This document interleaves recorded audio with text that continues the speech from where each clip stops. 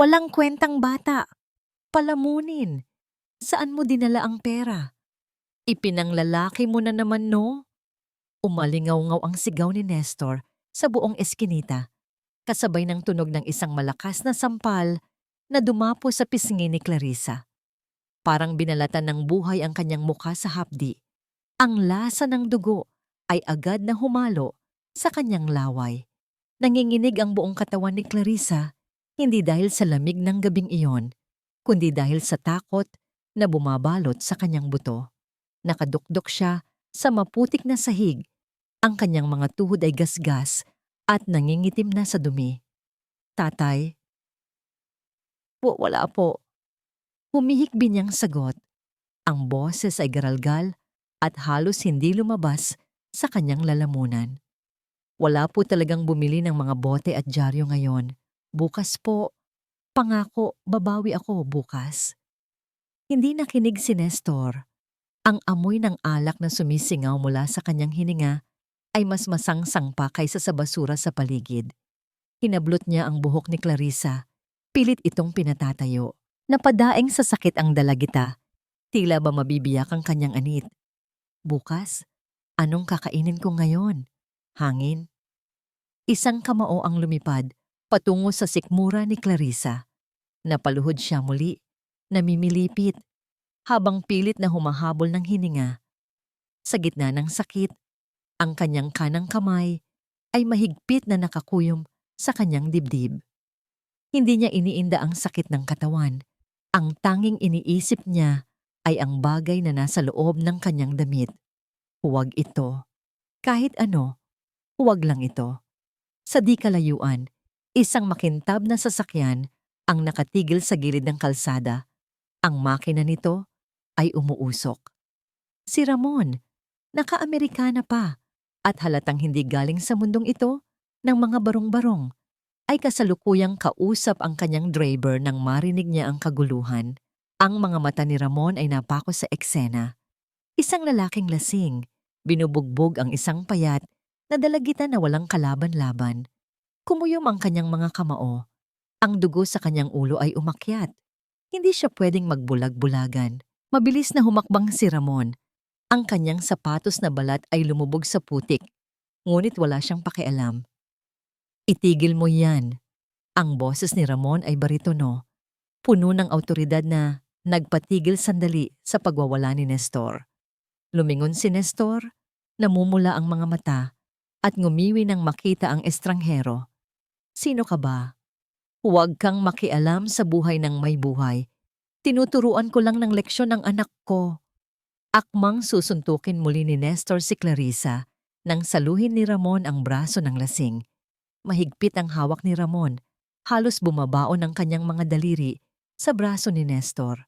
Sa lakas ng puwersa, naitulak niya si Nestor paatras. Sinabi ng tama na, sigaw ni Ramon.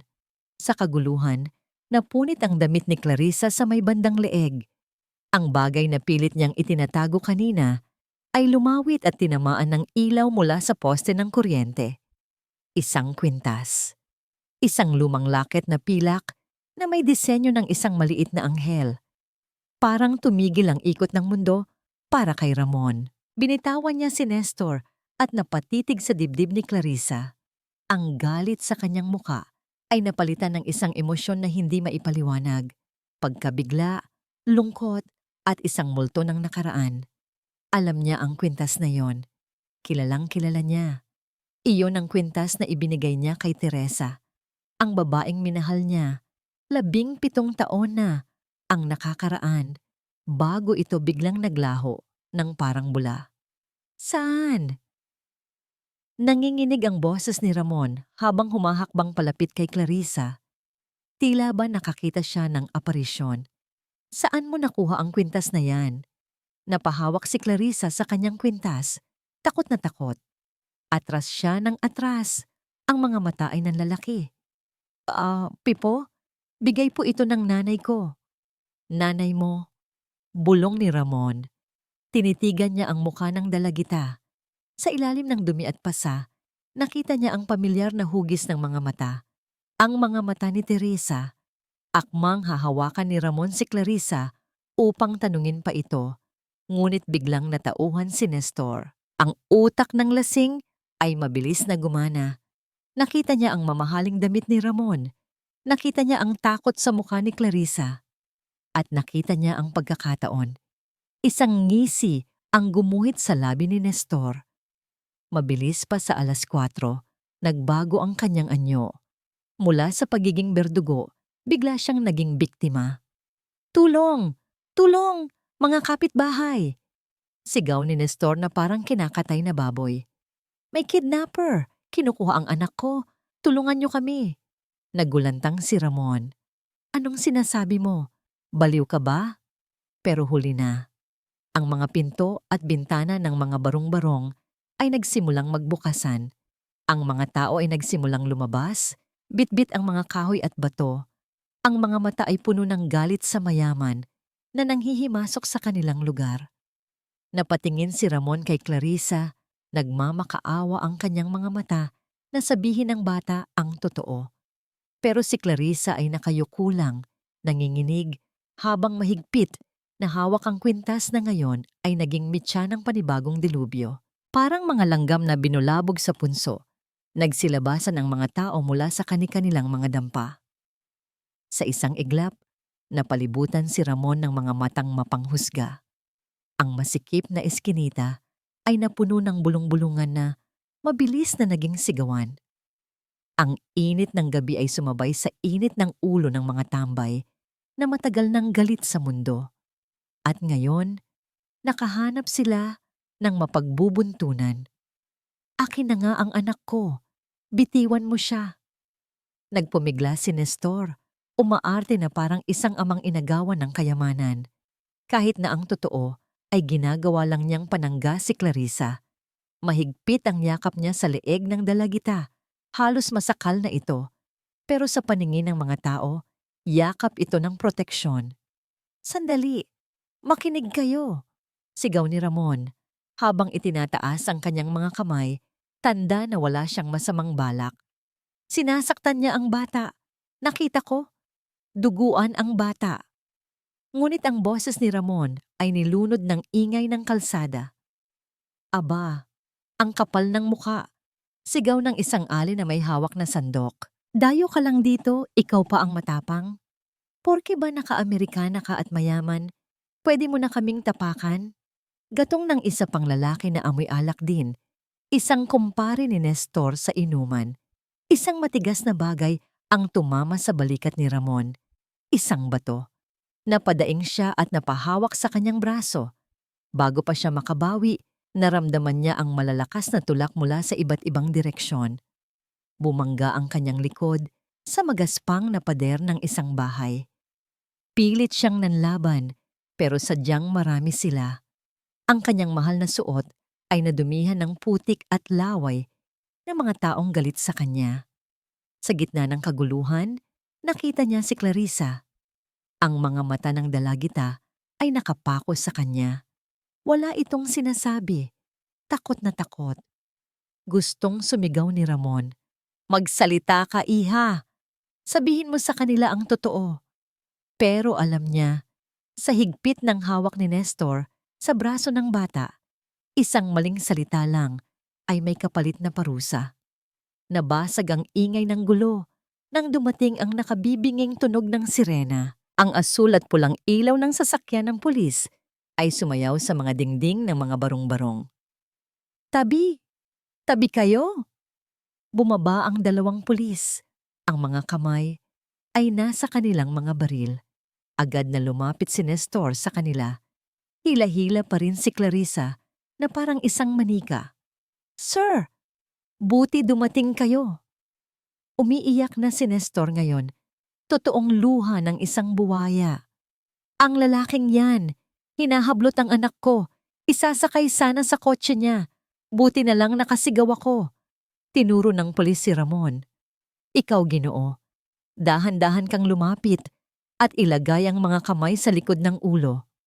"Officer, mali kayo ng iniisip," paliwanag ni Ramon, bagamat pagod na at masakit ang katawan. "Nakita ko ang lalaking yan na binubugbog ang bata. Ipinagtanggol ko lang siya. Tingnan niyo ang mukha ng bata. May pasa. Tiningnan ng pulis si Nestor. Mabilis na tinakpan ni Nestor ang pisngi ni Clarissa gamit ang kanyang palad. Kunwari ay hinihimas ito ng may pagmamahal. Nadapa po siya kanina, sir. Pagsisinungaling ni Nestor nang walang kukurap-kurap. Kaya nga po uuwi na kami para gamutin. Tapos biglang sumulpot ang manyakis na yan. Tumingin ang pulis sa paligid. Ang mga kapitbahay ay tumatango. Sumasang-ayon sa kwento ni Nestor, hindi dahil nakita nila ang buong pangyayari, kundi dahil si Nestor ay kalahi nila at si Ramon ay hindi. Sa gilid ng kumpulan, may isang babaeng hindi nakikisali sa sigawan, si Lorna. Nakauniforme pa siya ng pang-teacher. Nakatingin siya ng diretso kay Nestor at kitang-kita niya ang panlalamig ng kamay ni Clarissa. Alam ni Lorna ang amoy ng takot. At alam niyang hindi takot sa estranghero ang nararamdaman ni Clarissa, kundi takot sa sarili niyang ama-amahan. Pero sa ngayon, wala siyang magawa kundi magmasid. Walang nagawa si Ramon nang posasan siya ng mga pulis. Habang isinasakay siya sa patrol car, hindi siya nag-alala para sa kanyang pangalan o sa kasong kakaharapin niya. Ang huling nakita niya bago sumara ang pinto ng kotse ay ang mukha ni Clarissa. Hinihila na ito pabalik ni Nestor sa madilim na looban. Lumingon ang bata. Nagtama ang kanilang mga mata sa huling pagkakataon. Sa likod ng marungis na salamin ng bintana ng pulis, nabasa ni Ramon ang sinisigaw ng mga mata ni Clarissa. Tulong! Parang tinudla ang puso ni Ramon. Ang batang iyon, siya ang may-ari ng kwintas. Siya ang anak ni Teresa. At ngayon, iniwan niya ito sa kamay ng demonyo. Nakaalis na ang sasakyan ng pulis, tahimik na ang kalsada. Sa loob ng bahay ni Nestor, agad na nawala ang kanyang luha. Binitiwan niya si Clarissa nang padabog kaya't napasubsob ang bata sa sahig. Magaling, bulong ni Nestor habang binubuksan ng telebisyon. Sikat na tayo. Sa balita. Isang breaking news ang tumambad. Ang mukha ni Ramon ay nasa screen, may caption na, "Businessman, arestado sa tangkang kidnapping sa Tondo." Napangisi si Nestor. Mukhang may pagkukunan na tayo ng pera pambayad sa utang. Masangsang ang amoy sa loob ng selda. Amoy ng ihi, pawis, at kalawang na humalo sa mainit na hangin. Nakaupo si Ramon sa sahig na semento. Nakasandal sa malamig na pader. Ang kanyang mamahaling suit na kanina lang ay plansadong-plansado. Ngayon ay gusot-gusot na at may mantsa ng putik at tuyong dugo. Pero hindi ang kanyang itsura o ang kasong kakaharapin ang bumabagabag sa kanya. Ang isip niya ay lumilipad pabalik sa mga mata ni Clarissa. Ang mga matang yon na puno ng takot. At ang kwintas. Paanong napunta sa batang yon ang kwintas ni Teresa? Hoy, De La Cruz, may bisita ka. Kumakalansing ang mga susi ng pulis habang binubuksan ng rehas. Tumayo si Ramon. Inaasahan niyang ang abogado niya ang dadating. Pero nang lumabas siya sa visiting area, ibang tao ang naghihintay sa kanya. Isang babae. Simple lang ang suot. Uniforme ng public school teacher. May bitbit na lumang bag. At ang buhok ay nakapusod ng maayos. Maputla ang kanyang mukha, halatang pagod, pero may tapang sa kanyang mga mata. Sino ka? Tanong ni Ramon, bahagyang kunot ang noo. Ako po si Lorna. Mahina, ngunit buo ang boses ng babae. Teacher po ako ni Clarissa. Natigilan si Ramon. Teacher niya? Naparito ka ba para sumbatan din ako? Para sabihing kidnapper ako tulad ng sabi ng tatay niya? Umiling si Lorna. Lumapit siya ng kaunti at sa unang pagkakataon sa gabing iyon, may tumingin kay Ramon nang hindi siya hinuhusgahan. Naparito ako dahil alam kong nagsisinungaling si Nestor, sabi ni Lorna. At alam kong hindi niyo sasaktan si Clarissa. Nakita ko po kung paano niyo siya tiningnan kanina. Parang kilala niyo siya. Napabuntong hininga si Ramon. Tila nabunutan ng tinik sa dibdib. Napaupo siya sa bangko at sumunod naman si Lorna. Salamat, bulong ni Ramon. Muntik na akong maniwala na nababaliw na ako.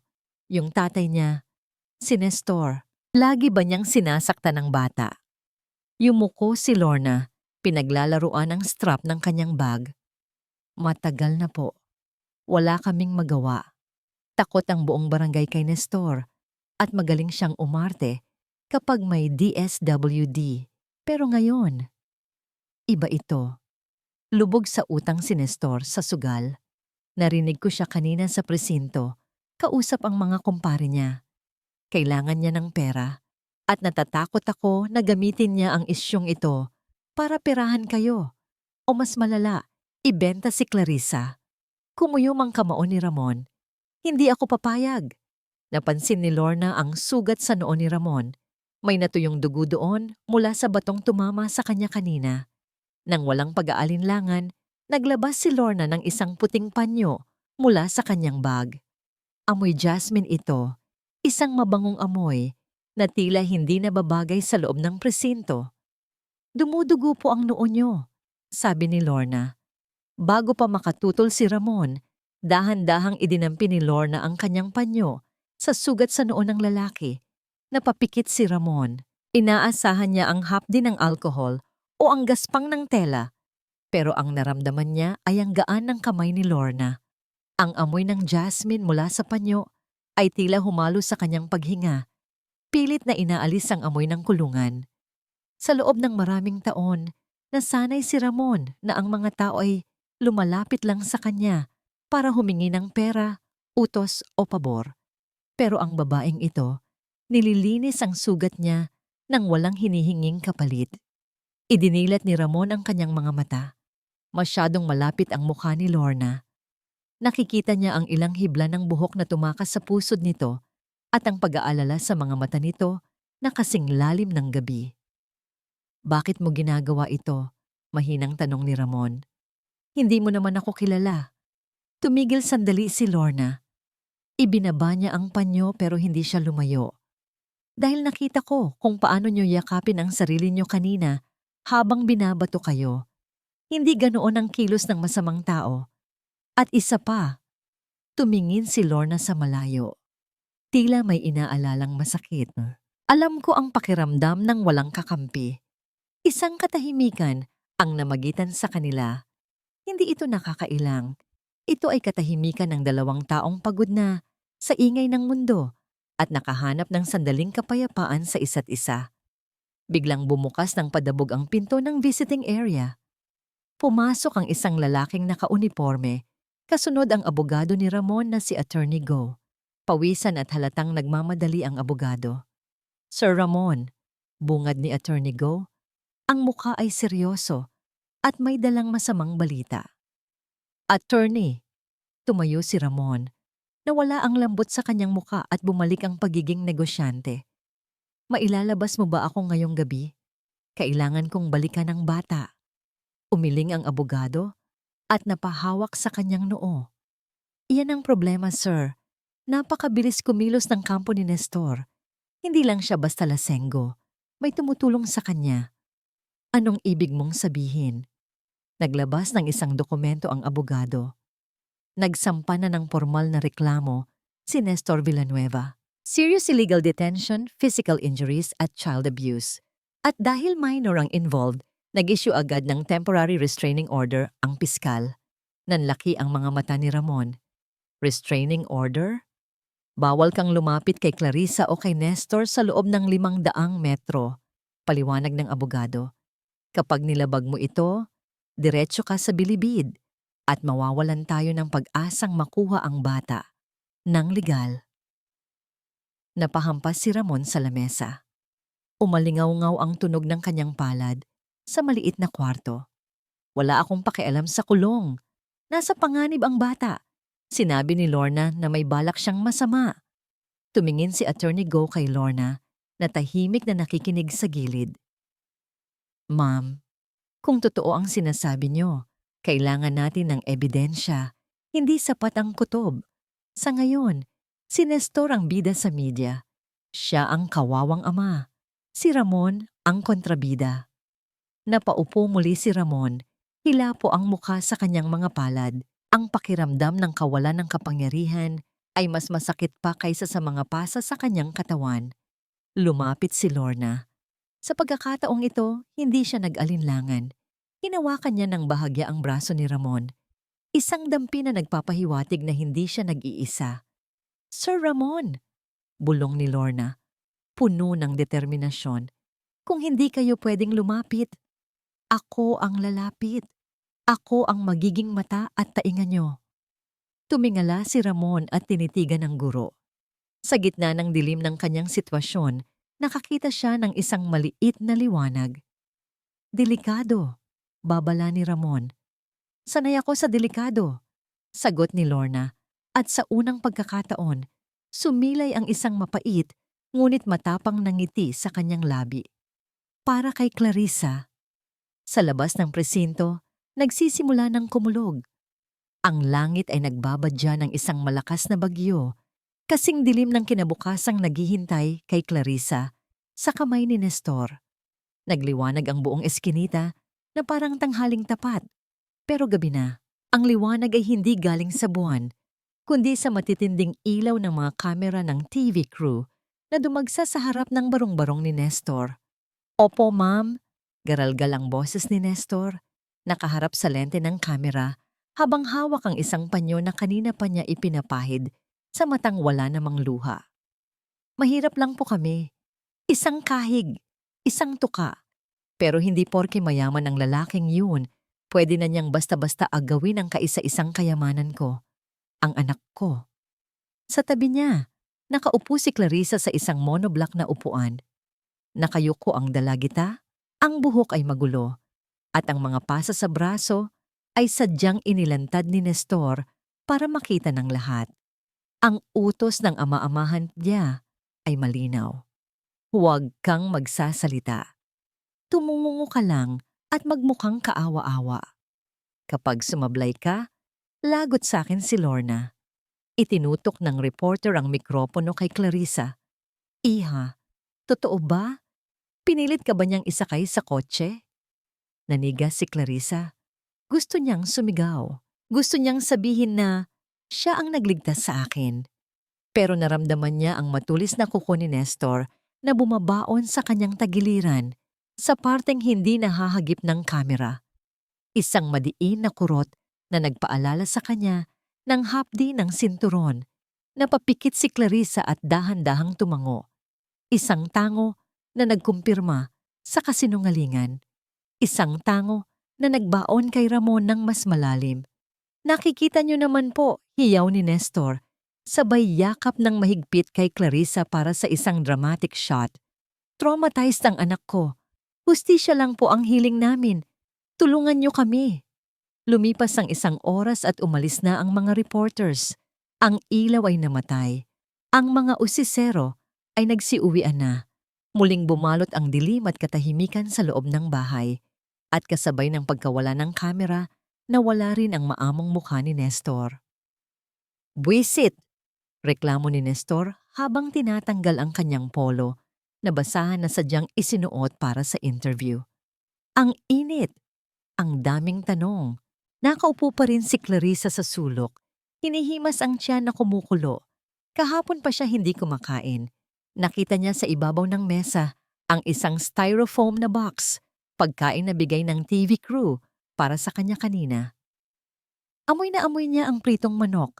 Akmang aabutin ni Clarissa ang pagkain nang biglang humarang ang kamay ni Nestor. Hinablot nito ang box. "Hep! Saan ka kukuha ng karapatang kumain?"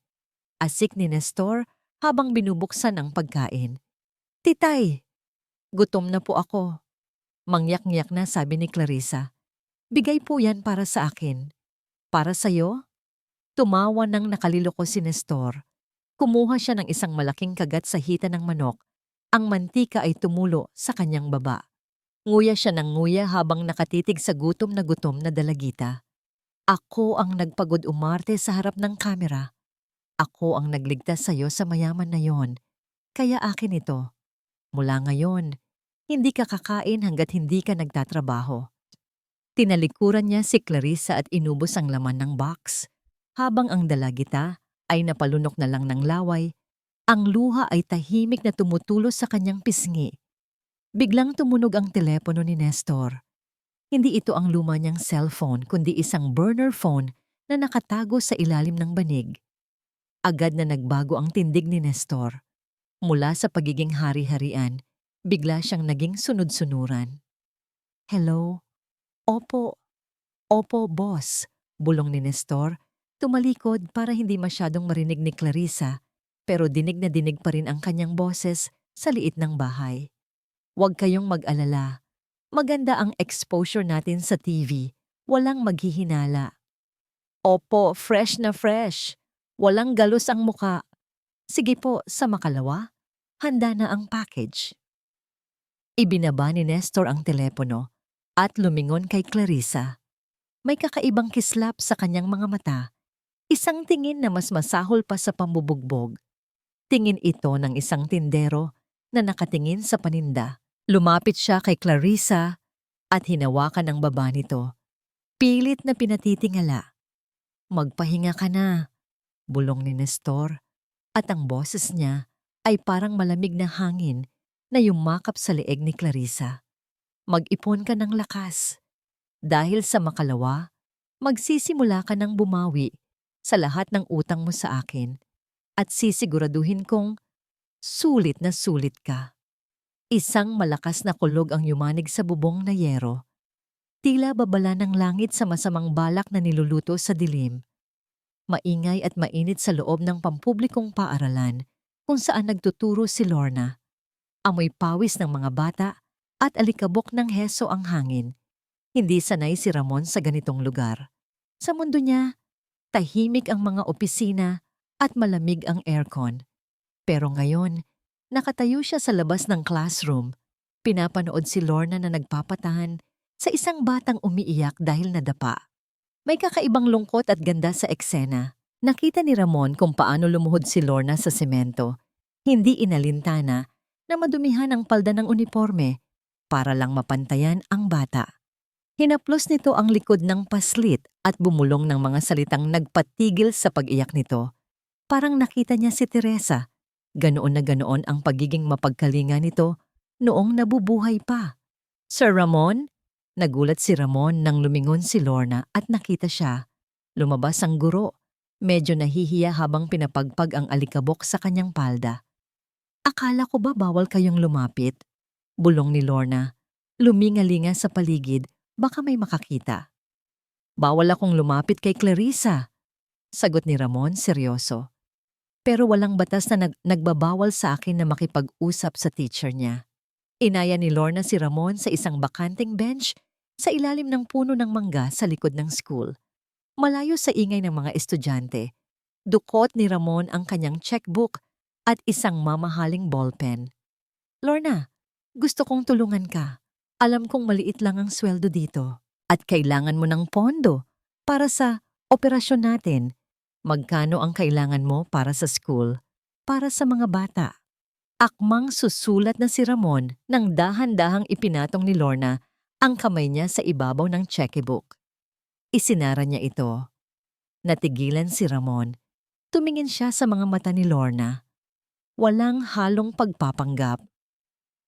Sir Ramon, matatag na sabi ni Lorna, hindi ko kailangan ng pera niyo at hindi nabibili ang prinsipyo ko. Tutulungan ko kayo dahil iyon ang tamang gawin, hindi dahil gusto kong yumaman. Napahiyang itinago ni Ramon ang checkbook. Sa mundo niya, pera ang solusyon sa lahat. Pero sa harap ng babaeng ito, pakiramdam niya ay siya pa ang dukha. Patawad, mahinang sabi ni Ramon. Sanay lang ako na binabayaran ng lahat. Hindi lahat. Ngiti ni Lorna ng mapait. Ang tiwala, pinaghihirapan niyan. Biglang naging seryoso ang mukha ni Lorna. Inilapit niya ang kanyang mukha kay Ramon at bumulong. May naalala ako, sir. Noong buhay pa ang nanay ni Clarissa, may nabanggit siya sa akin minsan. May tinago daw siyang isang lumang lata ng biskwit sa ilalim ng sahig ng bahay nila. Ang sabi niya, yun daw ang insurance ni Clarissa kapag nawala siya. Kumunot ang noo ni Ramon. Lata ng biskwit, anong galaman? Hindi ko alam, sagot ni Lorna. Pero kung totoo ang hinala ko, baka nandoon ang mga dokumento o ebidensya na magpapatunay na hindi si Nestor ang tunay na tatay ni Clarissa. O baka may kinalaman sa inyo na buhayan ng loob si Ramon. Kailangan nating makuha yon. Mamayang gabi, plano ni Lorna. Magsusugal si Nestor. Iyon ang oras na naiiwan si Clarissa mag-isa. Pero hindi kayo pwedeng bumaba ng sasakyan. Ako ang papasok. Pagsapit ng dilim, lulan ng tinted na sasakyan ni Ramon, pumarada sila sa kabilang kalsada na natatanaw ang bahay ni Nestor. Nakapatay ang makina at ilaw para hindi mahalata. Bumubuhos na naman ang ulan, tila nakikisama sa tensyon na nararamdaman nila. Handa ka na? Tanong ni Ramon. Bakas ang pag-aalala. Bubuksan na sana ni Lorna ang pinto nang biglang hawakan siya ni Ramon sa braso. Lorna, huwag kang lalabas. Bakit? Itinuro ni Ramon ang harap ng bahay ni Nestor. Nanlaki ang mga mata ni Lorna. Isang itim na van ang dahan-dahang huminto sa tapat ng barong-barong. Walang plaka. Bumukas ang sliding door nito at lumabas ang dalawang lalaking malalaki ang katawan, naka-jacket at sombrero. Bumukas ang pinto ng bahay. Iniluwan nito si Nestor, pero hindi siya magsusugal. Hila-hila niya si Clarissa. Nakatali ang mga kamay ng dalagita at may piring at busal sa bibig. Nagpupumigla si Clarissa. Ang mga paa ay kumakayod sa putik, pero parang sisiw lang siya na binitbit ng mga lalaki at ibinalibag sa loob ng van. Diyos ko po! Napahawak si Lorna sa kanyang bibig. Ibebenta na niya si Clarissa. Akmang bubuksan ni Ramon ang pinto para lumusob, pero narinig nila ang tunog ng pagkasa ng baril mula sa isa sa mga lalaki bago ito sumakay sa van. Isinara ang pinto ng van. Umugong ang makina nito at mabilis na humarurot palayo. Sundan mo! Sigaw ni Lorna. Binuhay ni Ramon ang makina.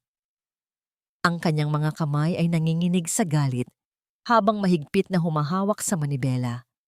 Ang gabing ito ay hindi na tungkol sa ebidensya. Tungkol na ito sa buhay at kamatayan.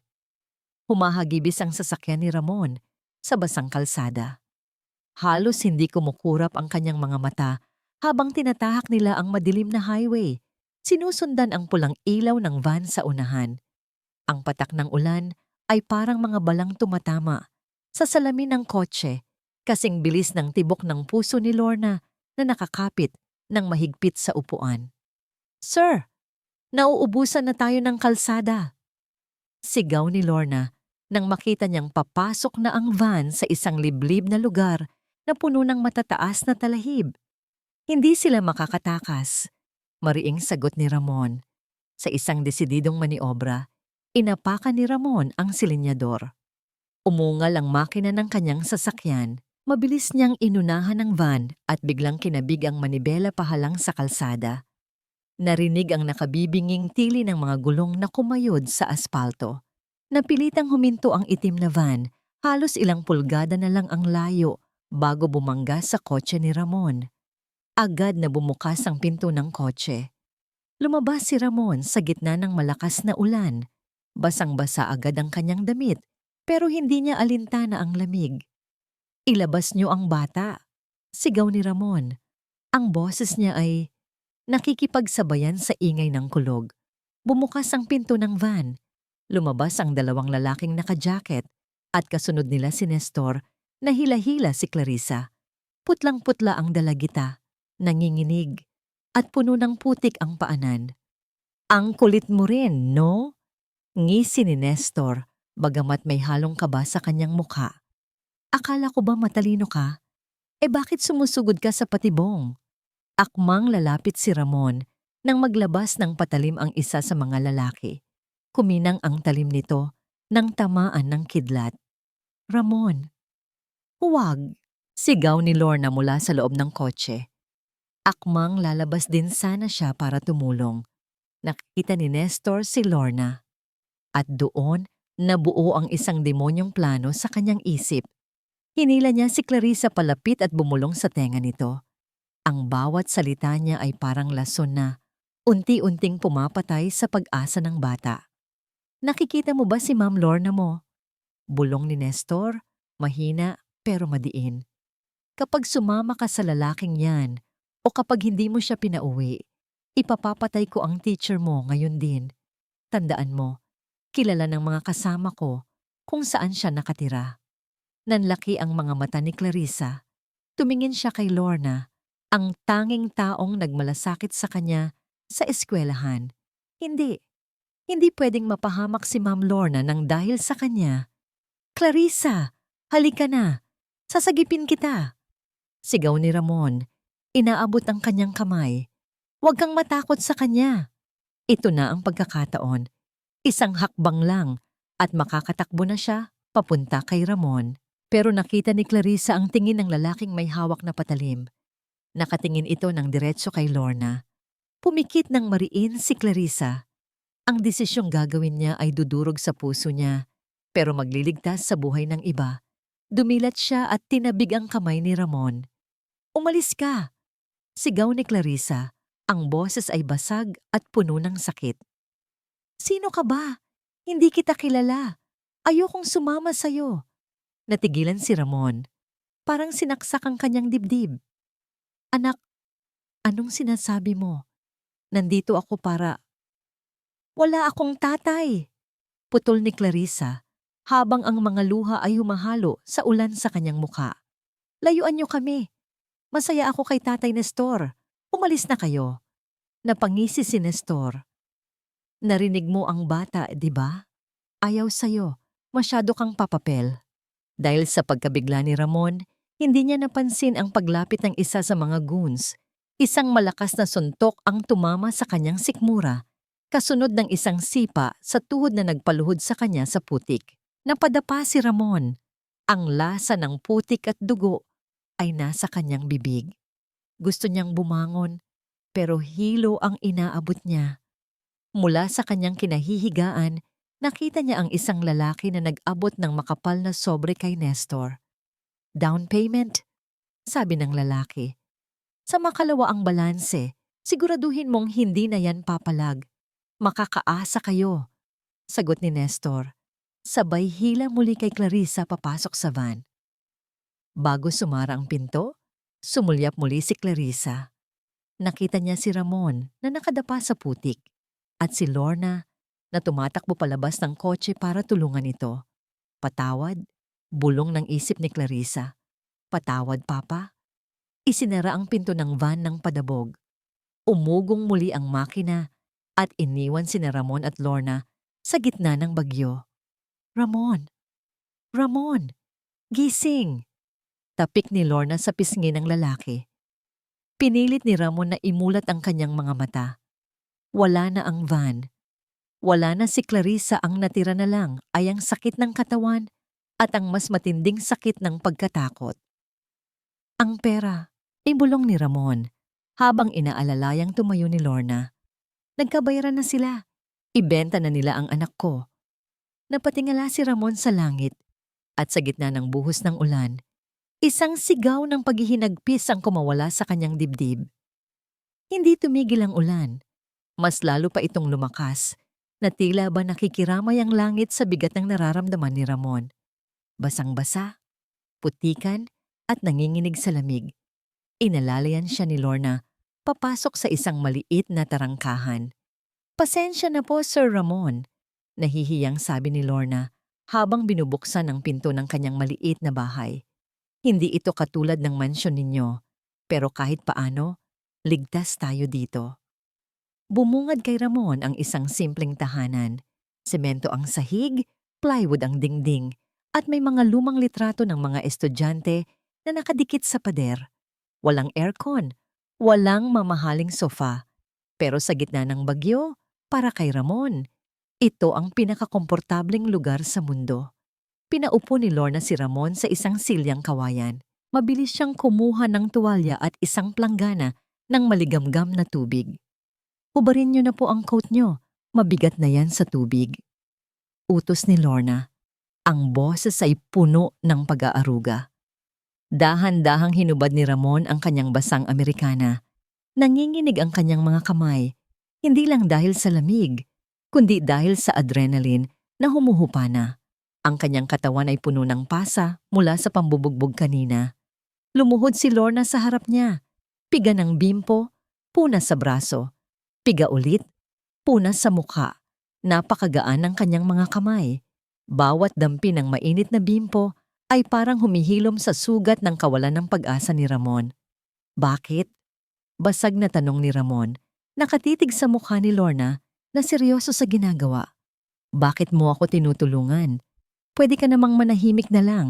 Ligtas ka sana. Tumigil si Lorna. Tumingala siya at sinalubong ang mga mata ni Ramon. Sa liwanag ng nag-iisang bumbilya, nakita ni Ramon ang pagod pero matapang na kaluluwa ng guro. Dahil naniniwala ako sa'yo. Simpleng sagot ni Lorna. At dahil nakita ko kung paano mo tingnan si Clarissa, hindi yun tingin ng isang kidnapper. Tingin yun ng isang ama. Napayuko si Ramon. Isang mainit na luha ang tumulo mula sa kanyang mata. Humalo sa tubig ulan sa kanyang pisngi. Sa harap ng babaeng ito, hindi niya kailangang maging matapang na negosyante. Sa katahimikan ng gabi, biglang narinig ang tunog ng patak ng tubig sa sahig. Plok, plok, plok. Naku, tumutulo na naman ang bubong. Natatarantang tumayo si Lorna. Kumuha siya ng isang timba para sahurin ang tulo mula sa butas na yero. Akmang aabutin ni Lorna ang timba nang sabay ring humawak dito si Ramon para tulungan siya. Nagdampi ang kanilang mga kamay. Natigilan silang dalawa. Ang lamig ng kamay ni Ramon ay sinalubong ng init ng palad ni Lorna. Walang gumalaw. Walang nagsalita. Sa labas, humahagupit ang hangin at ulan, pero sa loob ng maliit na bahay na yon, tila tumigil ang oras. Dahan-dahang inangat ni Ramon ang kanyang tingin. Napakaganda pala ni Lorna, isip niya. Hindi dahil sa makeup o alahas, kundi dahil sa kanyang busilak na puso. Lorna, bulong ni Ramon. Ang boses niya ay halos hindi marinig sa lakas ng ulan. Salamat. Hindi binawi ni Lorna ang kanyang kamay. Sa halip, marahan niyang pinisil ang daliri ni Ramon. Isang simpleng hawak na nagpapahiwatig ng libu-libong salita. Nandito ako. Hindi ka nag-iisa. Ilang sandali pa, tumayo si Lorna para magtimpla ng kape. Medyo namumula ang pisngi. Habang naghahalongkat siya sa lumang estante para maghanap ng asukal, may nahulog na isang lumang libro. Dumulas mula sa pahina ng libro ang isang kupas na litrato. Pinulot ito ni Ramon. Ang litrato ay kuha sa isang fiesta. Maraming taon na ang nakakaraan. Nakita niya ang isang babae na kamukhang kamukha ni Clarissa, si Teresa. Nakangiti ito at may akbay na isang lalaki. Pero ang mukha ng lalaki sa litrato ay gasgas. Tila sadyang binura o pinunit. Sino to? Tanong ni Ramon. Ang puso ay biglang kumabog ng mabilis. Lumapit si Lorna at tiningnan ang litrato. Yan yung litratong naitabi ko mula sa gamit ni Teresa noon. Hindi ko kilala ang lalaki. Sabi ng mga kapitbahay, yan daw ang lalaking laging kaaway ni Nestor noon. Ang sabi nila, siya daw ang tunay na nagligtas kay Teresa sa sunog. Kumunot ang noo ni Ramon. May pamilyar sa tindig ng lalaki sa litrato, kahit wala itong mukha. Itinago niya ang litrato sa kanyang bulsa, isa na namang piraso ng puzzle. Dahil sa pagod, nakatulog si Ramon sa silyang kawayan. Kinumutan siya ni Lorna ng isang manipis na kumot na amoy sabon. Pinagmasdan ni Lorna ang natutulog na mukha ng lalaki, maamo, pagod, pero puno ng pagmamahal para sa anak na hindi pa siya kilala. Sa labas, unti-unti nang tumitila ang ulan, nagbibigay daan sa isang umagang puno ng panibagong hamon. Kinabukasan, nagising si Ramon sa tunog ng radyo ng kapitbahay na malakas ang volume. Flash report! Negosyanteng si Ramon de la Cruz, sinampahan ng patong-patong na kaso ni Nestor Villanueva matapos umanong lumusob sa kanilang bahay kagabi. Ayon kay Villanueva, tinakot siya at sinaktan ng negosyante habang pilit na kinukuha ang bata. Napabangon si Ramon. Nagkatinginan sila ni Lorna. Ang kapayapaan ng gabing iyon ay panandalian lang. Ang digmaan ay nagsisimula pa lang. Bumalik sila sa bahay ni Nestor. Mas tahimik ngayon, mas nakakabingi ang katahimikan kaysa sa ingay ng ulan kagabi. Ang amoy ng lumang kahoy at alak ay sumasakal sa paghinga ni Clarissa. Nakaupo si Nestor sa kanyang tumba-tumba. Hawak ang isang bote ng gin. Ang mga mata niya ay mapula. Nakatitig kay Clarissa na kasalukuyang nagtutupi ng kanyang kakarampot na damit sa isang sulok. Alam mo ba kung bakit ka buhay ngayon? Basag ni Nestor sa katahimikan. Ang boses niya ay malambing pero may halong lason. Dahil sa akin, noong namatay ang nanay mo, pwede naman kitang hayaan sa kalsada. Pwede kitang ibigay sa DSWD, pero hindi. Kinupkop kita. Huminto si Clarissa sa pagtutupi. Ang mga salitang ito ay paulit-ulit na niyang naririnig mula pagkabata. Ito ang kadena na nakapulupot sa kanyang leeg. Pero tay, ibebenta niyo po ako. Garalgal na sagot ni Clarissa, hindi makatingin ng diretso. Tumawa ng mahina si Nestor. Tumayo siya at lumapit sa dalagita. Hinawakan niya ang balikat ni Clarissa. Mabigat, mainit, nakakasulasok. Ibebenta? Ang pangit naman ng termino mo. Bulong ni Nestor. Ibinibigay kita sa magandang kinabukasan. Sa abroad ka pupunta. Magiging katulong ka ng mayaman. Makakaahon ka sa hirap. At syempre, makakabawi ka naman sa akin. Wala ka bang utang na loob? Matapos kitang palamunin ng 16 na taon, ito ang igaganti mo? Ang magsumbong sa lalaking iyon? Napaluha si Clarissa. Ang utang na loob. Ito ang pinakamabigat na sumpa. Sa kultura nila, ang walang utang na loob ay mas masahol pa sa hayop. Huwag kang iiyak. Utos ni Nestor. Sabay hima sa buhok ni Clarissa na nagpataas ng balahibo ng bata sa takot. Gawin mo ang tama sa korte. Sabihin mo na kinidnap ka ni Ramon. Kapag ginawa mo yon, pangako, hahatian kita sa bayad. Pwede ka nang umalis pagkatapos. Bumalik si Nestor sa kanyang upuan at muling uminom. Ilang sandali pa, humahagok na ito sa kalasingan. Naiwan si Clarissa na gising. Ang isip niya ay naglalakbay. Tama ba siya? Masama ba akong anak? Dahan-dahan, kinuha ni Clarissa ang litrato ng kanyang ina na nakatago sa ilalim ng kanyang unan. Nay, bulong niya sa dilim. Patawad po. Ang hinahina ko. Hindi ko kayang lumaban. Sa sobrang pagod at takot, nahiga si Clarissa sa sahig na kawayan.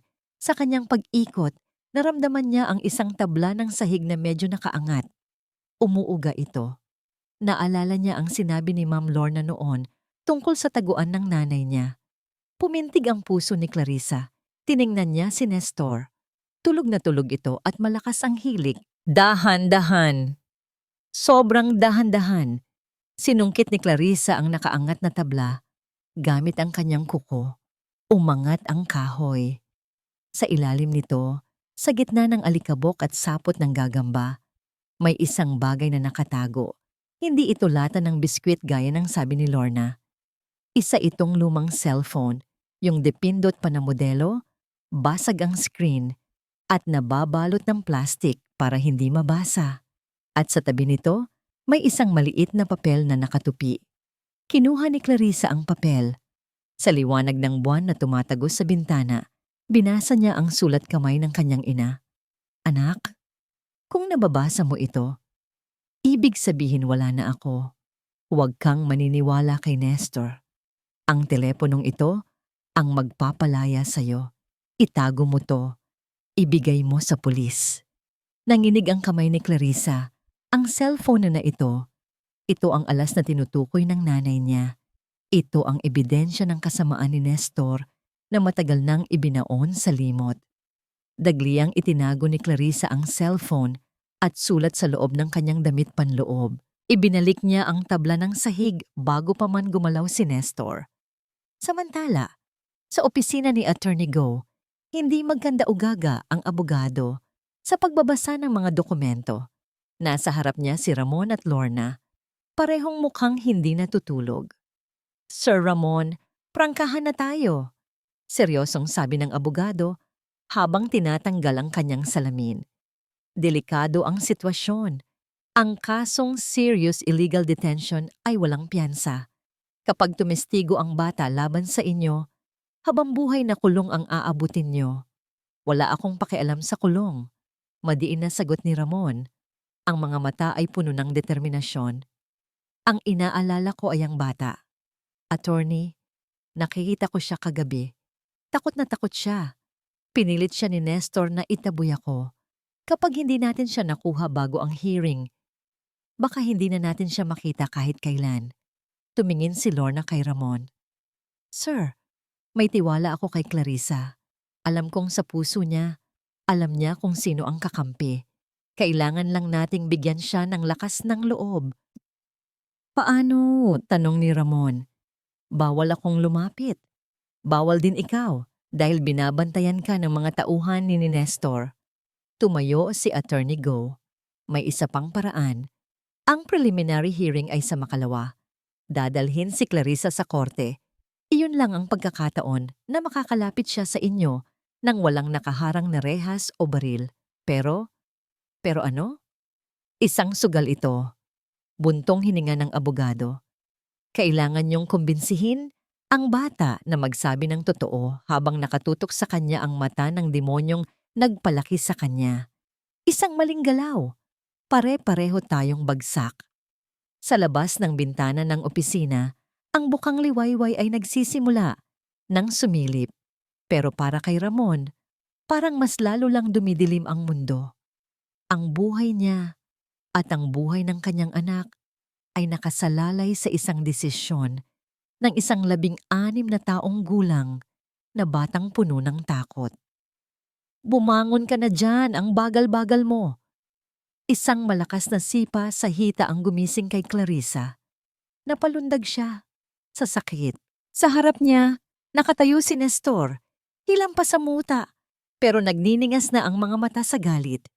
Hawak nito ang isang gusot na 20 pesos. Bumili ka ng suka at toyo sa palengke. Ipagluto mo ako ng adobo, utos ni Nestor.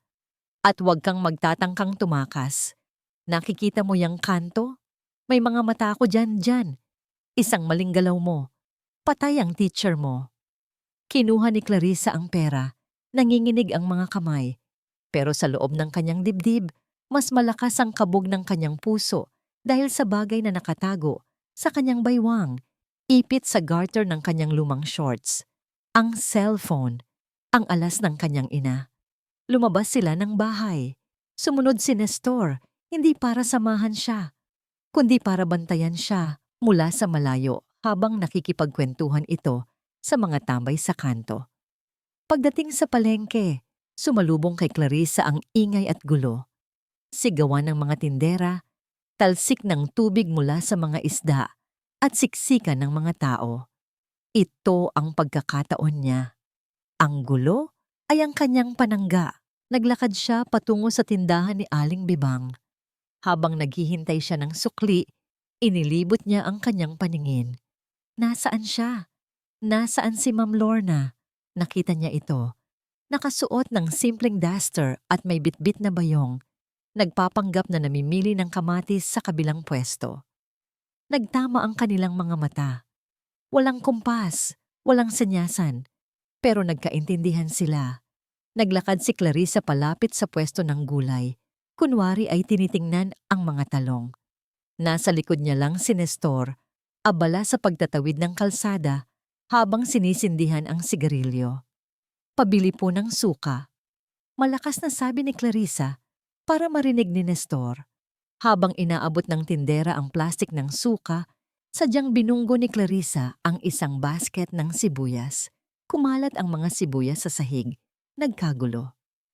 Nako, pasensya na po, sigaw ni Clarissa at mabilis na lumuhod. Lumuhod para pulutin ang mga ito. Lumuhod din si Lorna sa tabi niya para tumulong. Sa ilalim ng kaguluhan, sa gitna ng mga nagkalat na sibuyas at paa ng mga tao, Mabilis na dinukot ni Clarissa ang cellphone sa kanyang bewang. Sa isang iglap, naipasok niya ito sa loob ng bayong ni Lorna, ilalim ng mga pechay. "Ma'am, password, birthday ni nanay," bulong ni Clarissa. Halos hindi lumabas ang hangin sa bibig. "Ingat ka," sagot ni Lorna.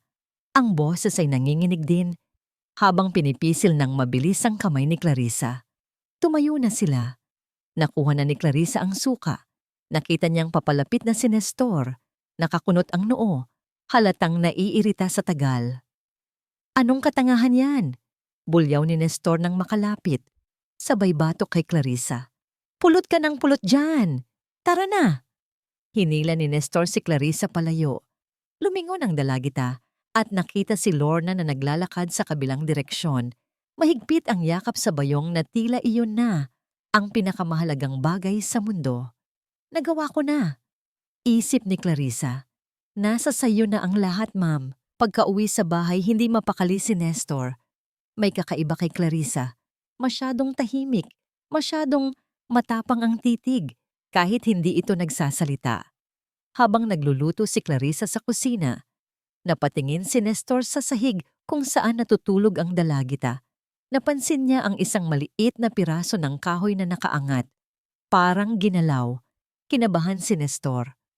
Ang insurance, ang ebidensyang itinago ng nanay ni Clarissa na akala niya ay hindi na mahahanap. Dagli ang lumapit si Nestor at sa pilitang tinuklap ang tabla ng sahig. Tumilapon ang mga pako at alikabok. Wala. Walang cellphone, walang sulat. Parang binuhusan ng malamig na tubig si Nestor na agad napalitan ng apoy ng impyerno. "Clarissa!" Ang sigaw ni Nestor ay yumanig sa buong bahay. Binitawan ni Clarissa ang sandok. Alam na niya. Ito na ang katapusan. Mabilis na sinugod ni Nestor si Clarissa sa kusina. Hinablot niya ang isang malaking kutsilyo na nakapatong sa lababo. Ang talim nito ay kasing talim ng galit sa kanyang mga mata. "Saan mo dinala?" Sigaw ni Nestor, habang ang dulo ng kutsilyo ay nakatutok sa leeg ni Clarissa. "Saan mo dinala ang cellphone?" Napaatras si Clarissa hanggang sa masandal siya sa pader. "Hindi ko po alam ang sinasabi niyo." "Huwag mo akong gaguhin." Hinawakan ni Nestor ang panga ni Clarissa nang madiin. "Ibinigay mo sa teacher mo, no? Kanina sa palengke? Kaya pala naghulog-hulugan ka ng sibuyas." Napapikit si Clarissa. Ang luhang kanina pa niya pinipigil ay tumulo na. Samantala, sa bahay ni Lorna, nanginginig ang mga kamay ng guro habang hawak ang lumang cellphone. Nasa tabi niya si Ramon, na dumating agad matapos tawagan. "Birthday ng nanay niya," sabi ni Ramon. "Kailan yon?" "November 2. Mabilis na sagot ni Lorna. 11-02. Pinindot ni Ramon ang keypad. 1102. Uminit ang screen. Unlocked. Bumukas ang inbox. Daan-daang mensahe. At isang video file na nakasave sa draft. Pinindot nila ang play. Sa screen, lumabas ang mukha ni Nestor. Mukhang mas bata pa ng ilang taon. Lasing na lasing at kausap ang kamera. Ang tanga talaga ng babaeng to. Namatay na. Naiwan pa ang ATM card at yung anak niya. Kikita ako ng malaki dun paglaki niya. Investment ko yun eh. Ha ha ha ha. Napahawak si Ramon sa kanyang bibig. Diyos ko, inamin niya lahat. "Sir Ramon," putol ni Lorna. Namumutla ang muka habang nakatingin sa cellphone niya na biglang tumunog. Isang video call. Mula sa numero ni Nestor, sinagot ito ni Ramon. Sa screen, bumungad ang mukha ni Nestor na nandidilat sa galit. At sa likod niya nakasandal sa pader ay si Clarissa na may kutsilyong nakatutok sa leeg. "Makinig kayong dalawa," boses ni Nestor. Parang demonyong naghahamon. "Alam kong nasa inyo ang cellphone. Burahin niyo yan. Ngayon din. Dahil kung hindi, papatayin ko ang batang ito at ipapalabas kong nagpakamatay siya sa kahihihiyan." Diniin niya ang kutsilyo. Isang manipis na guhit ng dugo ang lumabas sa leeg ni Clarissa. "Wag!" Sabay na sigaw ni Ramon at Lorna. Bibigyan ko kayo ng 1 oras, ngisi ni Nestor. Magkita tayo sa lumang bodega sa Pantalan. Dalhin niyo ang cellphone at 5 milyong piso. Kapag may nakita akong pulis. Goodbye, Clarissa. Namutol ang linya. Naiwan si Ramon at Lorna sa gitna ng katahimikan. Hawak ang ebidensyang makakapagpalaya kay Clarissa, pero siya ring maaring pumatay sa kanya. 1 oras. 60 minuto lang ang ibinigay niya. Parang bombang tumitiktak sa tenga ni Ramon ang bawat segundong lumilipas. Namumutla siya habang nagmamaneho, ang kanyang mga kamay ay mahigpit na nakakapit sa manibela hanggang sa mamuti ang kanyang mga knuckles. Sa tabi niya, hawak ni Lorna ang cellphone. Ang kanyang mga daliri ay nanginginig habang kausap ang kaibigan ni Ramon na eksperto sa teknolohiya. "Jake, bilisan mo!" Sigaw ni Ramon sa speakerphone ng sasakyan. "Papunta na kami dyan. Kailangan ko ng kopya ng lahat ng laman ng teleponong yan bago namin ibigay kay Nestor. At kailangan ko ng tracker." "Sir, delikado ang gagawin nyo," sagot ng boses sa kabilang linya. "Kung malaman ni Nestor na may kopya kayo, wala akong pakialam," putol ni Ramon. Ang boses niya ay, sa unang pagkakataon, nawalan ng pagiging disente. Ito ang boses ng isang amang desperado. "Papatayin niya ang anak ko kapag nagkamali tayo. Gawin mo na lang." Pagdating sa opisina ni Jake, halos liparin ni Lorna ang hagdan. Mabilis na kumilos ang technician. Ikononekta ang lumang cellphone sa computer. Sa screen, nakita nila ang progress bar ng data transfer. 20%, 40%, ang bagal. Napakabagal. Naglakad-lakad si Ramon sa maliit na kwarto. Hindi mapakali. Tumingin siya sa kanyang relos. 30 minuto na lang ang natitira. Samantala, tinawagan na ni Ramon ang kanyang private banker. "Dalhin niyo ang 5 milyon sa lumang Pantalan. Ngayon din, huwag kayong magtatanong. Buhay ng tao ang nakasalalay dito." Bumaling si Ramon kay Lorna. Nakatitig ang guro sa screen ng computer, nagdadasal ng pabulong. Nilapitan siya ni Ramon at hinawakan sa balikat. "Lorna," seryosong sabi ni Ramon, "hindi ka pwedeng sumama sa loob ng bodega. Delikado. Hintayin mo na lang ang mga pulis sa labas." Umiling si Lorna, matigas at desidido. "Hindi, Ramon. Mas panatag si Clarissa kung makikita niya ako. At kilala ko si Nestor. Kapag nakita niyang ikaw lang ang kasama, iisipin niyang may patibong. Kailangan niyang makita na kasama mo ako. Ang babaeng alam niyang walang laban." Wala nang nagawa si Ramon. Tama si Lorna. Sa larong ito, kailangan nilang sumugal. 100%. Transfer complete. Hinugot ni Jake ang cellphone at iniabot kay Ramon. "Nasa cloud na ang lahat ng ebidensya, sir. At nilagyan ko ng hidden GPS tracker ang baterya ng cellphone na yan. Kahit patayin niya ang unit, matutunton namin siya." "Salamat," sabi ni Ramon. "Tara na." Muling humarurot ang sasakyan ni Ramon patungo sa Tondo Pier. Ang ulan ay tumila na, pero ang kalsada ay madulas at puno ng putik. Habang papalapit sila sa Pantalan, bumibigat ang dibdib ni Ramon. Ito ang lugar kung saan maraming krimen ang ibinabaon sa limot. Madilim, mabaho, at walang nakakakita. "Natatakot ka ba?" tanong ni Ramon kay Lorna habang binabaybay nila ang lubak-lubak na daan papasok sa compound ng mga bodega. "Sobra," amado ni Lorna. Ang boses ay nanginginig. "Pero mas natatakot ako para kay Clarissa." Inabot ni Ramon ang kamay ni Lorna at pinisil ito. Sa gitna ng dilim at panganib, ang init ng palad ng guro ang tanging nagpapakalma sa kanya. "Pangako," bulong ni Ramon, nakatingin ng diretso sa daan. "Hinding-hindi ko nahahayaang may manakit sa inyong dalawa ulit, kahit buhay ko pa ang kapalit." Narating nila ang Bodega 4, isang lumang estruktura na gawa sa kalawangin na yero, walang ilaw sa paligid. Tanging ang headlights lang ng kotse ni Ramon ang tumatama sa kinakalawang na gate. Tumunog ang telepono ni Ramon. Si Nestor. "Nandito na kami," sagot ni Ramon. "Bumababa kayo," utos ni Nestor sa kabilang linya. "Dahan-dahan, itaas ang mga kamay at siguraduhin mong dala mo ang pera at ang cellphone. Kapag nakakita ako ng anino ng pulis, sasabog ang bungo ng batang ito." Pinatay ang tawag. Huminga ng malalim si Ramon. Kinuha niya ang itim na duffel bag na puno ng pera mula sa likod ng sasakyan. Isinukbit niya ito sa balikat. Hawak naman ni Lorna ang lumang cellphone.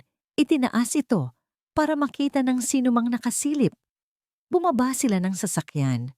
Ang amoy ng lansa ng dagat at langis ng makina ay sumalubong sa kanila. Rinig na rinig ang hampas ng alon sa ilalim ng pantalan. Parang nagbabadya ng isang masamang pangyayari. Naglakad sila papasok sa nakabukas na pinto ng bodega.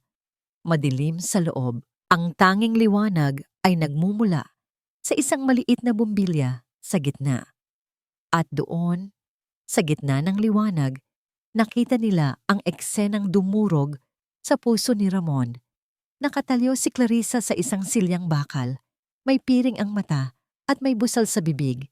Sa likod niya, nakatayo si Nestor. Hawak ang isang baril na nakatutok sa ulo ng bata. "Welcome!" Nakangising bati ni Nestor. "Mabuti naman at marunong kayong sumunod." Huminto si Ramon. Ang distansya nila ay 10 metro. 10 metro na puno ng panganib. "Nandito na ang pera," sigaw ni Ramon. Inihagis ang bag sa paanan niya. "At nandito na ang cellphone. Pakawalan mo na ang anak ko." Tumawa si Nestor. Isang tawang nakakapanindig balahibo na umalingaw-ngaw sa buong bodega. "Anak?" Pang-uyam ni Nestor. "Huwag kang masyadong kampante, Mr. De La Cruz, dahil ang gabing ito, hindi matatapos sa paraang gusto mo." Ikinasa ni Nestor ang baril. Klak-klak. Napapikit si Clarissa sa takot. Alam ni Ramon na sa sandaling ibigay niya ang ebidensya, wala nang dahilan si Nestor para buhayin pa silang tatlo. Kailangan niyang gumawa ng paraan. Ngayon na. "Ihagis mo ang cellphone," utos ni Nestor.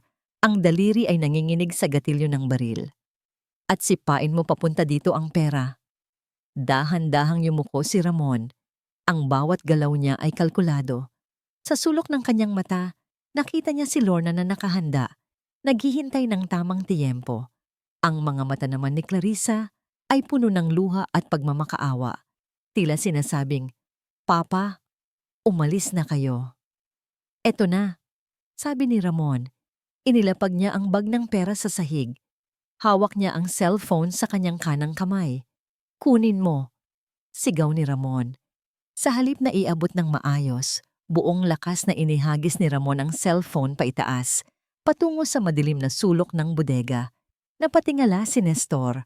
Ang kanyang kasakiman ang naging kahinaan niya. Sa isang segundo, naalis ang kanyang tingin at ang tutok ng baril kay Clarissa para sundan ng tingin ang lumilipad na ebidensya. Iyon lang ang kailangan ni Ramon. "Lorna, ngayon na!" sigaw ni Ramon. Parang liyong sumugod si Ramon. Tinakbo niya ang 10 metrong pagitan nila ni Nestor. Napabaling muli si Nestor kay Ramon, pero huli na ang lahat para makapaghanda siya. Bumangga ang katawan ni Ramon kay Nestor. Nagpagulong-gulong sila sa maruming sahig ng bodega. Habang nagbabanatan ang dalawang lalaki, mabilis na tumakbo si Lorna papunta kay Clarissa. Ang mga kamay niya ay nanginginig habang kinakalaga ng lubid sa likod ng dalagita. "Ma'am!" Humihikbing bulong ni Clarissa nang matanggal ang busal sa kanyang bibig. "Huwag kang mag-alala. Nandito na kami," sagot ni Lorna habang hinihila ang mga tali. Sa sahig, dehado si Ramon. Mas sanay sa away-kalye si Nestor. Isang malakas na siko ang tumama sa panga ni Ramon na nagpalabo ng kanyang paningin. Pero hindi siya bumibitaw. Mahigpit ang hawak niya sa pulsuhan ni Nestor kung saan naroon ang baril. "Mamatay ka ng pakialamero ka!" Gigil na sigaw ni Nestor. Pilit na itinututok ni Nestor ang baril sa mukha ni Ramon. Kitang-kita ni Ramon ang itim na butas ng kanyo ng baril. Nanginginig ang kanilang mga braso sa puwersa ng pagtutulakan. "Clarissa! Takbo!" Sigaw ni Ramon. Kahit puno ng dugo ang kanyang bibig, nakalag na si Clarissa. Hinila siya ni Lorna patayo. "Halika na, Clarissa. Kailangan nating makalabas." Pero hindi gumalaw si Clarissa. Nakatitig siya kay Ramon na binubugbog ng kanyang amen. Nakita niya kung paano tanggapin ni Ramon ang bawat suntok. Hindi para sa sarili nito, kundi para bigyan siya ng oras na makatakas. Sa sandaling iyon, nawala ang takot ni Clarissa. Napalitan ito ng galit. Nakita niya ang isang piraso ng bakal na tubo sa sahig. "Bitawan mo siya!" Tili ni Clarissa. Tumakbo ang dalagita, pabalik sa gulo. Buong lakas niyang pinalo ang braso ni Nestor gamit ang tubo. Umalingaw-ngaw ang tunog ng bakal na tumama sa buto. Napasigaw si Nestor sa sakit at nabitiwan ng baril. Dumulas ang armas sa sahig, malayo sa kanila. "Clarissa, huwag kang lumapit!" Sigaw ni Ramon at niyakap ang paanan ni Nestor para hindi ito makatayo. Pero nakabawi agad si Nestor. Sinipa niya si Ramon sa muka at mabilis na dumampot ng isang patalim mula sa kanyang bulsa, ang balisong na lagi niyang dala. Lulusubin niya si Clarissa. "Walang hiya kang bata ka!" Asik ni Nestor. Akmang sasaksakin ang dalagita. Walang nag-isip, walang nagplano. Mabilis na tumayo si Ramon at hinarang ang kanyang katawan sa pagitan ni Nestor at Clarissa. Tsak! Natahimik ang buong bodega. Nanlaki ang mga mata ni Clarissa. Nasa harap niya si Ramon. Nakadipa. Niyayakap siya ng mahigpit.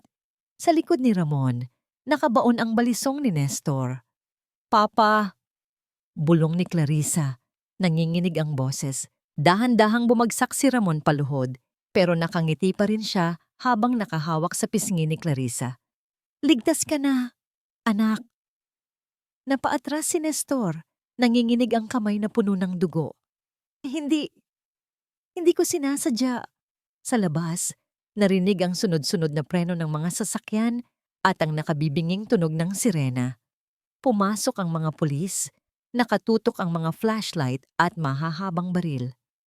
"Pulis! Dumapa! Walang kikilos!" Napaupo si Nestor sa sahig, tila nawala sa sarili. Wala na siyang kawala.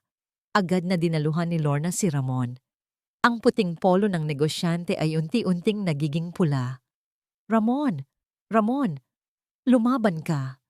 Iyak ni Lorna, habang pilit na pinipressure ang sugat sa likod nito. Hinawakan ni Ramon ang kamay ni Lorna, at ang isa naman niyang kamay ay inabot kay Clarissa.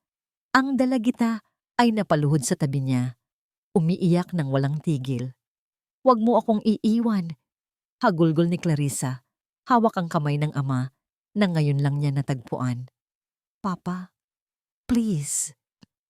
Mabigat ang talukap ng mga mata ni Ramon. Ang paligid ay nagdidilim. Ang ingay ng sirena at sigawan ng mga pulis ay unti-unting humihina. Ang tanging naririnig na lang niya ay ang boses ng kanyang mag-ina. "Masaya ako," bulong ni Ramon bago tuluyang nawalan ng malay. "Dahil narinig ko rin na tinawag mo akong papa." Binuhat ng mga medic si Ramon sa stretcher. Naiwan si Clarissa na nakayakap kay Lorna. Pinapanood ang pag-alis ng ambulansya habang kinakaladkad naman ng mga pulis ang nagwawalang si Nestor. Ang gabi ay tapos na, pero ang laban para sa buhay ni Ramon ay nagsisimula pa lang. Amoy gamot at panlinis na kemikal. Ito ang amoy ng takot para kay Clarissa habang nakaupo siya sa malamig na bangko sa labas ng emergency room. Nakatulala siya sa kanyang mga kamay. May natuyong dugo pa rin sa kanyang mga kuko. Dugo ni Ramon. Dugo ng lalaking nag-alay ng buhay para sa kanya, kahit na itinaboy niya ito. "Clarissa," malambing na tawag ni Lorna. Umupo ang guro sa tabi niya at iniabot ang isang basang bimpo. Kinuha ni Lorna ang mga kamay ng dalagita at dahan-dahang pinunasan ang mga mantsa ng dugo.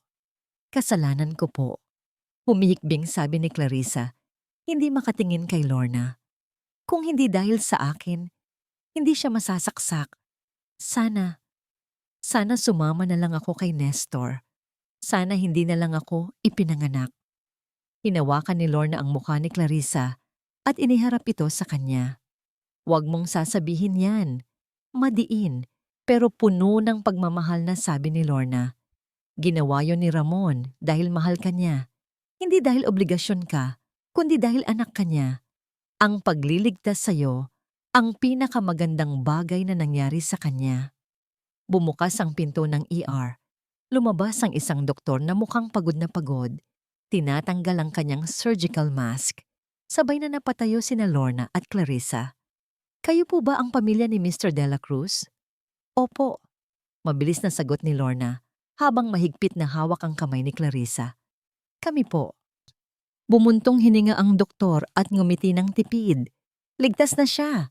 Malalim ang saksak at maraming nawalang dugo. Pero matibay ang pasyente. Nasa recovery room na siya ngayon. Pwede niyo na siyang puntahan, pero sandali lang ha. Kailangan niya ng pahinga. Parang nabunutan ng tinik sa lalamunan si Clarissa. Napaupo siya muli sa bangko at napaiyak sa tuwa. Samantala, lumapit ang isang pulis kay Lorna. Ma'am, update lang po. Sabi ng opisyal. Nasa kulungan na si Nestor Villanueva. Kausap na namin ang piskal. Dahil sa video evidence sa cellphone at sa tangkang pagpatay na nakita ng mga operatiba natin, wala na siyang kawala. Reclusion perpetua o habang buhay na pagkakakulong ang aabutin niya. Hindi na siya makakalapit sa inyo kahit kailan. Tumango si Lorna. Salamat, sir. Siguraduhin niyo lang po na pagbabayaran niya ang lahat. Pumasok sila sa kwarto ni Ramon. Tahimik sa loob. Tanging tunog lang ng heart monitor ang naririnig. Pip, pip, pip. Nakahiga si Ramon. Maputla at maraming nakakabit na tubo sa katawan. Pero nang makita niya si Clarissa, pilit niyang iminulat ang kanyang mga mata at iniangat ang kanyang kamay. Lumapit si Clarissa. Sa pagkakataong ito, wala nang takot. Wala nang pag-aalinlangan.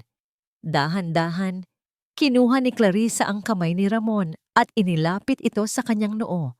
Nagmano siya, ang pinakamataas na uri ng paggalang ng isang anak sa magulang.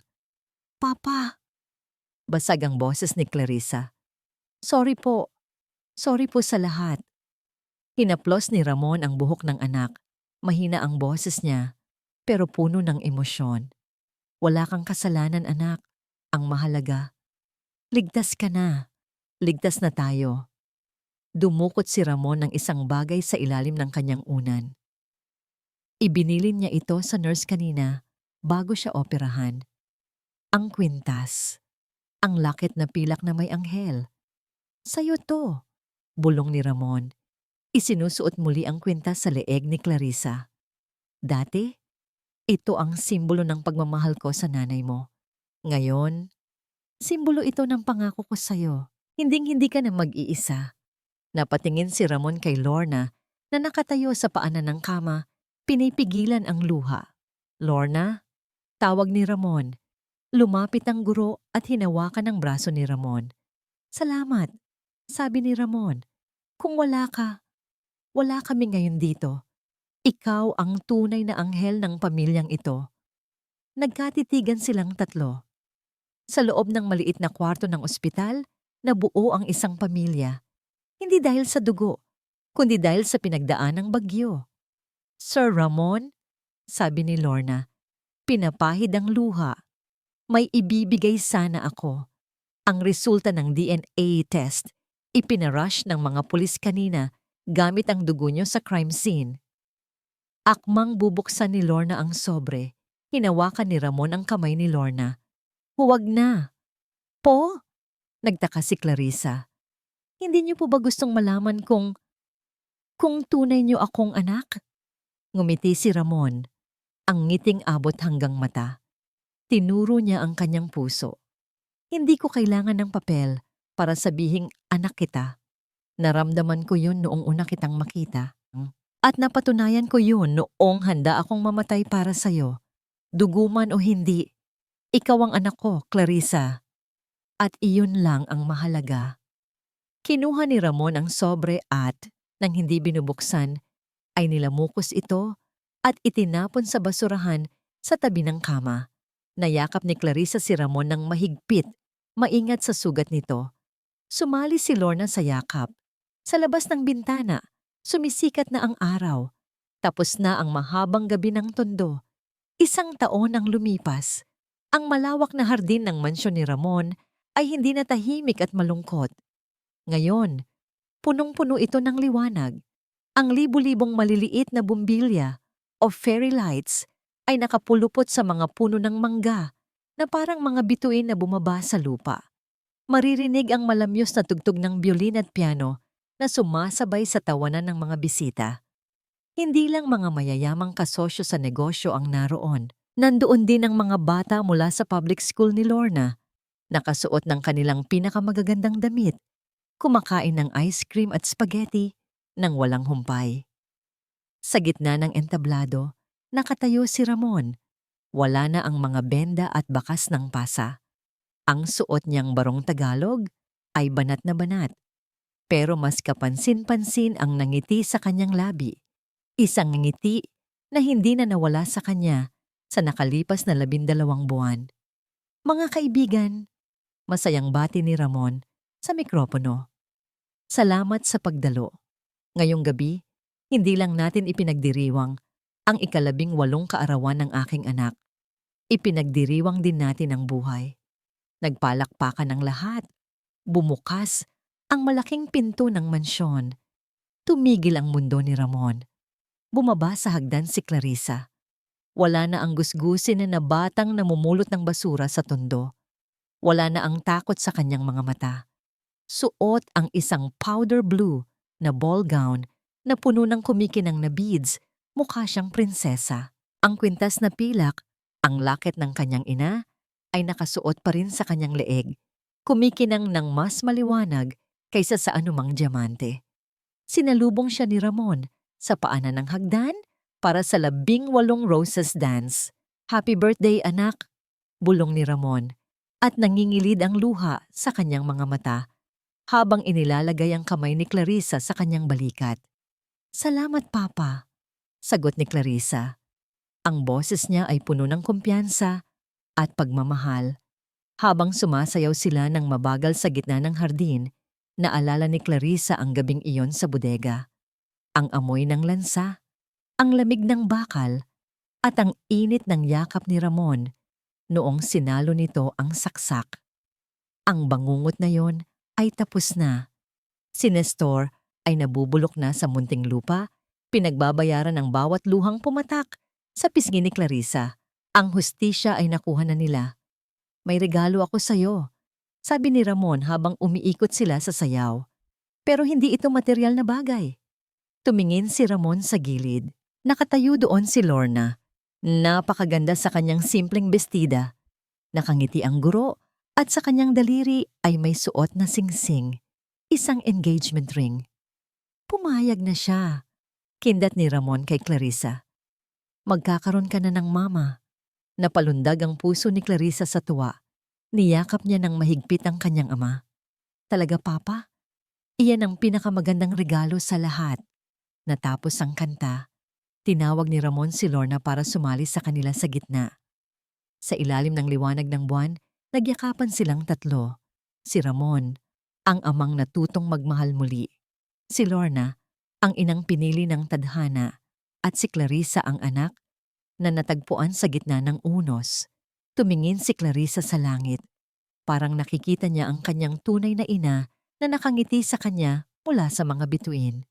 Napahawak siya sa kanyang kwintas at sa kanyang bagong pamilya.